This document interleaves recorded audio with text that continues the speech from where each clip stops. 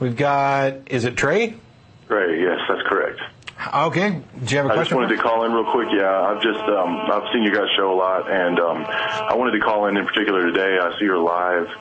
I've heard you guys go on and on about this, and when it comes to talking about the Bible, you guys are just practically illiterate. Really? I've heard what you say, and you guys really don't have any facts at all. Like what?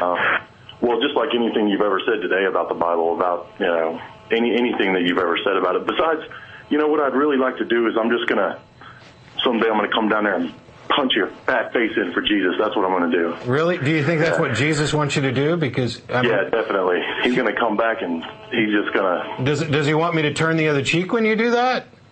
I don't know. Yeah. He's going to be real happy. And at least we figured out who was illiterate.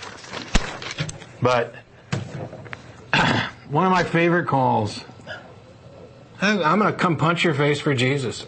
I mean, there's absolutely nothing you could really say in response to that. And honestly, probably the best thing I can do is point out that I don't for a moment think that he represents the majority of Christians out there watching the show or the majority of God believers out there watching the show, because I have conversations with those people. I have family members who are those people. I have close friends who are those people. We get along just fine. We happen to have a disagreement on whether or not a God exists, and that disagreement gets in the way of discussions about other things which are relevant.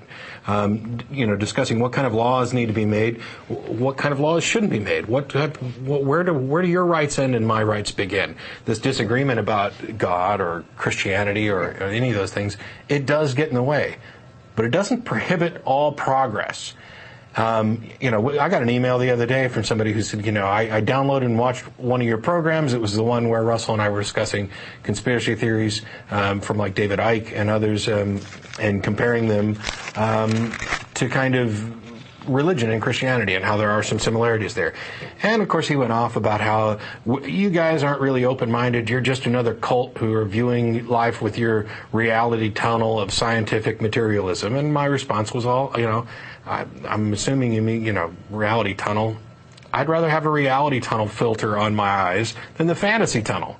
I mean, if that's what you're going to do is watch one episode and make a determination about everything about who we are, what we're about, and if you're going to be upset that we ridiculed ridiculous ideas, that we were too mean to people who were perhaps mentally unstable, I'm sorry. Nothing else I could say. Now, if you want to actually have a discussion that requires, a little bit of knowledge and understanding, but mostly explains what you believe and not just why you believe it, but why you think somebody else should, we're open to that. The phone lines are open here, and if you don't get through on the phone today or don't want to, you can email tv@atheist-community.org. That goes to myself, the folks behind the scenes. Can't promise to answer all of them. However, you know which ones I'm most likely to answer are the ones that want to have an actual discussion. Because as somebody who was raised with particular beliefs, who wanted to be a minister, who studied to do this, I've changed my beliefs, and I have good reasons, I think, for changing them. I'm still, however, open-minded. The only thing that anybody needs to do in order to convince me to change my mind on something is to present good, reasoned argument and evidence. That's it. Appeals to emotion and threats, those aren't going to do anything. What do you suppose Trey's response would have been to his junior high school or high school teachers who let him know that he might not have given a correct answer on a math or science test? I don't know. Would he have punched him in the face? I don't know.